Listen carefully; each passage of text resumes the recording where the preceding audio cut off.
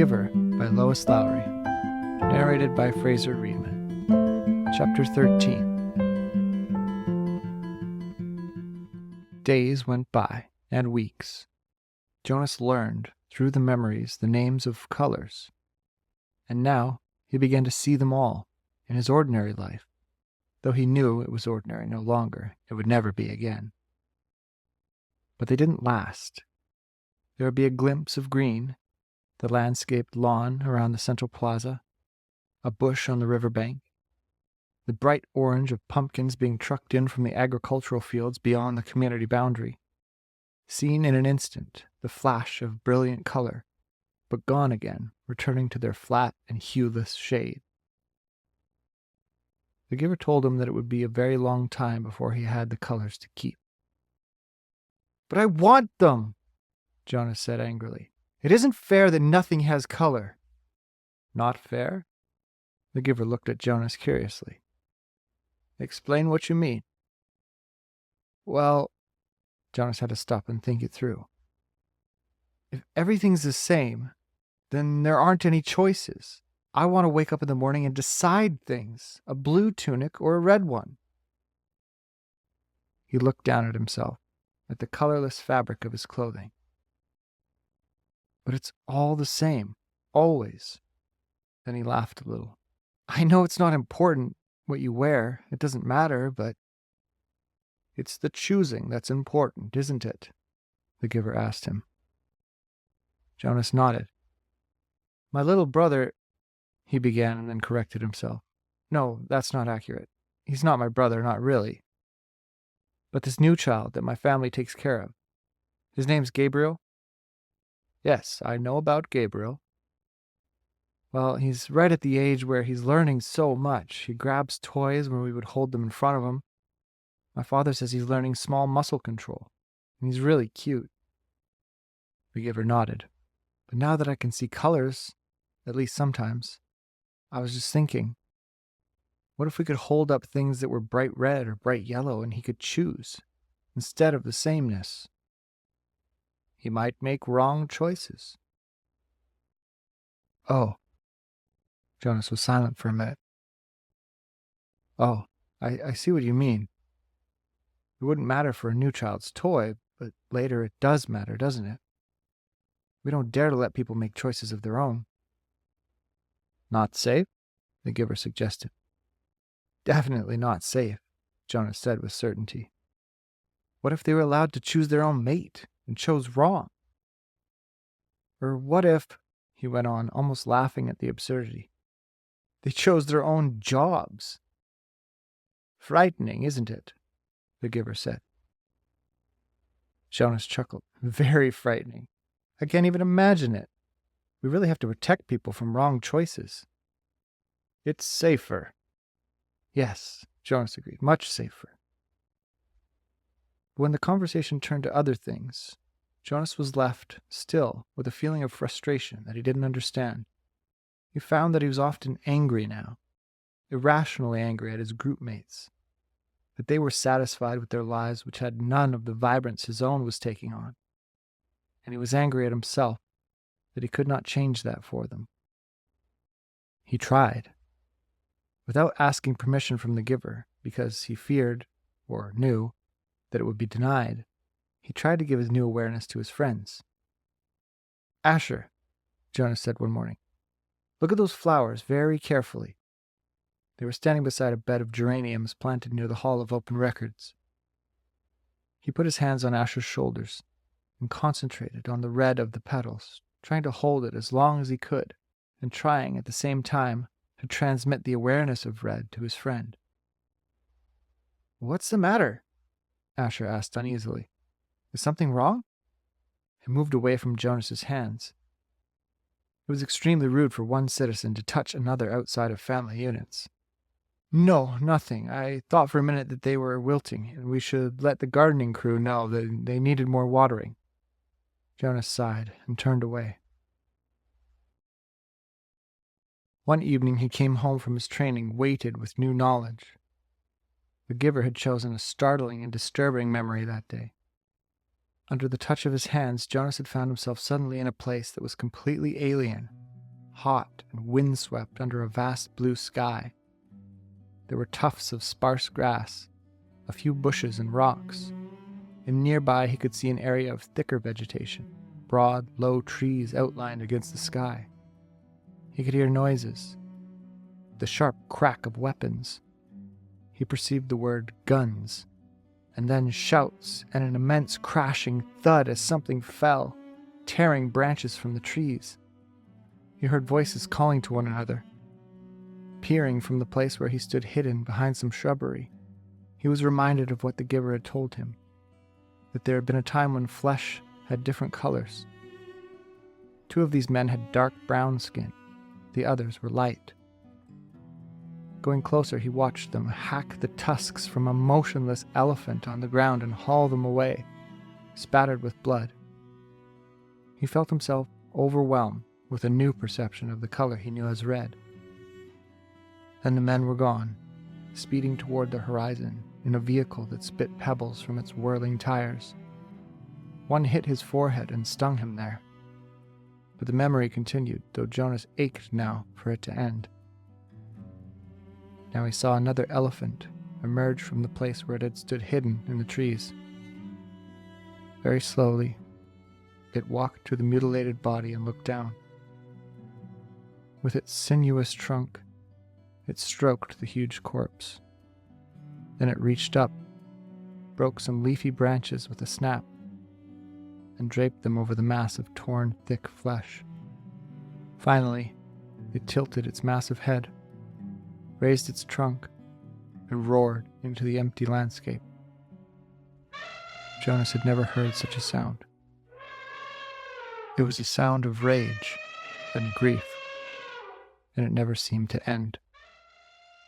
He could still hear it when he opened his eyes and lay anguished on the bed where he received the memories. He continued to roar into his consciousness as he pedaled slowly home. "Lily," he asked that evening when his sister took her comfort object, the stuffed elephant, from the shelf. "Did you know that once there really were elephants, live ones?" She glanced down at the ragged comfort object and grinned. "Right," she said skeptically. "Sure, Jonas." Jonas went and sat beside them while his father untied Lily's hair ribbons and combed her hair. He placed one hand on each of their shoulders. With all of his being, he tried to give each of them a piece of the memory, not of the tortured cry of the elephant, but of the being of the elephant, of the towering, immense creature, and the meticulous touch with which it had tended its friend at the end. But his father had continued to comb Lily's long hair, and Lily, impatient, had finally wiggled under her brother's touch. "Jonas," she said, "you're hurting me with your hand." "I apologize for hurting you, Lily," Jonas mumbled and took his hand away. "Accept your apology," Lily responded indifferently, stroking the lifeless elephant. "Giver," Jonas asked once as they prepared for the day's work, "don't you have a spouse? Aren't you allowed to apply for one?" Although he was exempted from the rules against rudeness, he was aware that this was a rude question. But the giver had encouraged all of his questions, not seeming to be embarrassed or offended by even the most personal. The giver chuckled. "No, there's no rule against it. And I did have a spouse. You're forgetting how old I am, Jonas. My former spouse lives now with the childless adults." "Oh, of course." Jonas had forgotten the giver's obvious age. When adults of the community became older, their lives became different. They were no longer needed to create family units. Jonas's own parents, when he and Lily were grown, would have to go live with the childless adults. "You'll be able to apply for a spouse, Jonas, if you want to. I'll warn you, though, that it will be difficult. Your living arrangements will have to be different from those of most family units, because the books are forbidden to citizens. You and I are the only ones with access to the books." Jonas glanced around at the astonishing array of volumes. From time to time now, he could see their colors. With their hours together, his and the giver's, consumed by conversation and by the transmission of memories, Jonas had not yet opened any of the books. But he read the titles here and there, I knew that they contained all of the knowledge of centuries, and that one day they would belong to him. So if I have a spouse and maybe children, I will have to hide the books from them? The giver nodded. I wasn't permitted to share the books with my spouse, that's correct. There are other difficulties, too. You remember the rule that says the new receiver can't talk about his training? Jonas nodded. Of course he remembered. It had turned out, by far, to be the most frustrating of the rules he was required to obey. When you become the official receiver, when we're finished here, you'll be given a whole new set of rules. Those are the rules that I obey. And it won't surprise you that I am forbidden to talk about my work to anyone except the new receiver. That's you, of course. So there will be a whole part of your life which you won't be able to share with your family. It's hard, Jonas. It was hard for me. You do understand, don't you, that this is my life? The memories? Jonas nodded again. But he was puzzled. Didn't life consist of the things you did each day? There wasn't anything else, really. I've seen you taking walks, he said. The giver sighed. I walk, I eat at mealtime. When I am called by the committee of elders, I appear before them to give them counsel and advice. Do you advise them often? Jonas was a little frightened at the thought that one day he would be the one to advise the ruling body. But the giver said no. Rarely. Only when they're faced with something they have not experienced before. Then they call upon me to use the memories and advise them. But it very seldom happens. Sometimes I wish they'd ask for my wisdom more often. There are so many things I could tell them, things I wish they would change. But they don't want change. Life here is so orderly, so predictable, so painless. It's what they've chosen. I don't know why they even need a receiver then if they never call upon him. Jonas commented. They need me, and you, the giver said, but didn't explain. They were reminded of that 10 years ago. What happened 10 years ago? Jonas asked. Oh, I know. You tried to train a successor, and it failed. Why? Why did that remind them? The giver smiled grimly. When the new receiver failed, the memories that she had received were released. They didn't come back to me. They went... He paused and seemed to be struggling with the concept. I don't know exactly. They went to the place where memories once existed, before receivers were created. Someplace out there. He gestured vaguely with his arm. And then the people had access to them. Apparently that's the way it was once.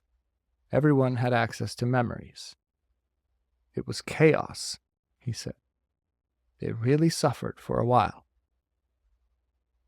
Finally, it subsided as the memories were assimilated, but it certainly made them aware of how they need a receiver to contain all that pain and knowledge. But you have to suffer like that all the time, Jonas pointed out. The giver nodded. And you will. It's my life. It will be yours. Jonas thought about it, about what it would be like for him. Along with walking and eating, and he looked around the walls of books. Reading? That's it? The giver shook his head. Those are simply the things that I do. My life is here. In this room? The giver shook his head, put his hands to his own face, to his chest. No, here, in my being, where the memories are. My instructors in science and technology have taught us about how the brain works, Jonas told him eagerly. It's full of electrical impulses. It's like a computer. If you stimulate one part of the brain with an electrode, it... He stopped talking. He could see an odd look on the giver's face. They know nothing, the giver said bitterly. Jonas was shocked. Since the first day in the annex room, they had together disregarded the rules about rudeness, and Jonas felt comfortable with that now. This was different, far beyond rude. This was a terrible accusation. What if someone had heard? He quickly glanced at the wall speaker, terrified that the committee might be listening, as they could at any time. But, as always during their sessions together, the switch had been turned to off. "Nothing?" Jonas whispered nervously. "But my instructors—" The giver flicked his hand as if brushing something aside. "Oh, your instructors were well trained. They know their scientific facts. Everyone is well trained for his job. It's just that without the memories, it's all meaningless. They gave that burden to me, and to the previous receiver and the one before him." "And back and back and back," Jonas said, knowing the phrase that always came. The giver smiled, though his smile was oddly harsh. "That's right. And next it will be you. A great honor." "Yes, sir. They told me that at the ceremony. The very highest honor."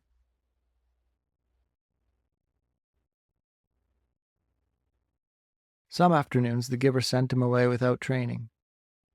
Jonas knew, on days when he arrived to find the giver hunched over, rocking his body slightly back and forth, his face pale, that he would be sent away. "Go," the giver would tell him tensely. "I'm in pain today. Come back tomorrow." On those days, worried and disappointed, Jonas would walk alone beside the river. The paths were empty of people except for the few delivery crews and landscape workers here and there. Small children were all at the childcare center after school, and the older ones busy with volunteer hours of training. By himself, he tested his own developing memory. He watched the landscape for glimpses of the green that he knew was embedded in the shrubbery. When it came flickering into his consciousness, he focused upon it, keeping it there, darkening it, holding it in his vision as long as possible until his head hurt and he let it fade away. He stared at the flat, colorless sky, bringing blue from it.